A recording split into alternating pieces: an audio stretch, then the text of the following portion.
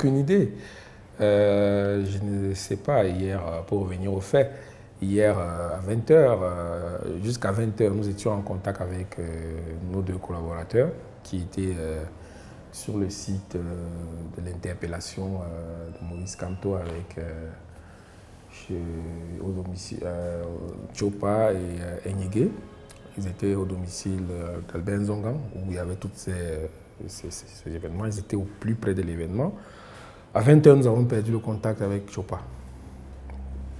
On ne savait pas trop ce qui se passait. On a dit qu'on a interpellé des gens. Tard dans la nuit, on pensait qu'ils ont fait leur boulot, ils sont à Douala et qu'ils sont rentrés chez eux. Mais tôt le matin, on nous appelle pour nous dire non, on les a interpellés.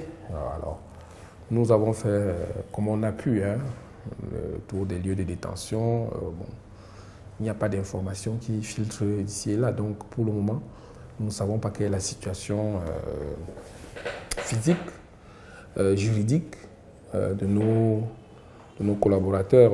Je suis tenté de croire qu'on est dans le cadre d'une prise d'otage en règle, parce que s'il était question d'une arrestation, on devait se conformer à l'ensemble des dispositions de la loi, à savoir laisser un accès laisser l'accès des familles, aux personnes qui ont été privées de liberté, mais ce n'est pas encore le cas. Aujourd'hui, on est à 24 heures. Ces personnes, je ne sais pas s'ils ont mangé, je ne sais pas si elles ont pu s'échanger. Ceux qui prennent des traitements quotidiens, je ne sais pas s'ils ont pu avoir accès à leurs médicaments.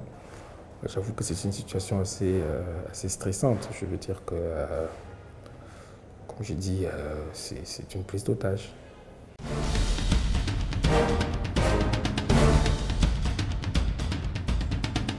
Ce que nous avons obtenu les années 90 avec la loi sur la communication sociale et puis en 96 avec la fin de la censure, nous l'avons absolument tout perdu.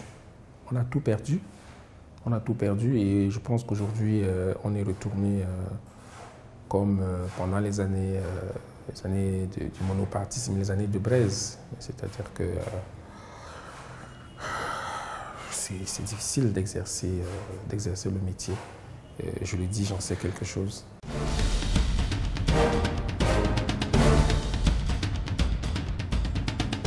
J'estime qu'il s'agit d'une régression et d'une régression terrible.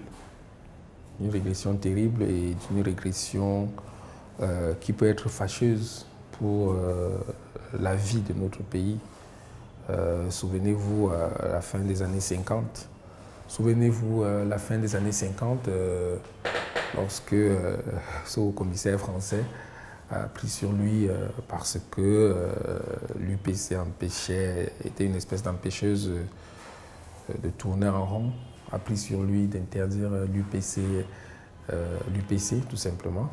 L'UPC s'est transformé en autre chose et le Cameroun a dû subir une guerre de 15 ans à cause de ça. Qui ne s'est arrivé que... Moi je pense qu'il ne faut pas priver les gens du moyen le plus simple qu'ils ont d'exprimer leur mécontentement, à savoir manifester publiquement. Ce qui me semble, ces vastes arrestations, plus récemment encore avec la crise anglophone. Regardez, lorsque le ministre de l'administration territoriale, toujours le même, hein, a interdit le consortium, désormais il n'y avait plus d'interlocuteur légal. La conséquence, c'est quoi?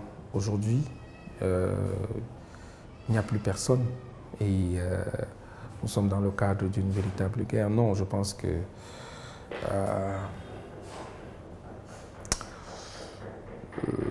la force ne résout pas les problèmes. Je pense que on doit pouvoir discuter. Lorsqu'il y a quelque chose qui ne va pas, on doit pouvoir discuter, continuer à discuter. Et de manière inlassable, c'est la négociation qui fait que finalement un peuple, une nation se retrouve entre tous ses enfants, une nation, une famille. C'est ce que je crois. Mais on ne peut pas rester en permanence sur le langage des arrestations, des détentions, des procès dont on ne sait même pas... écoutez, c'est pitoyable à mes yeux.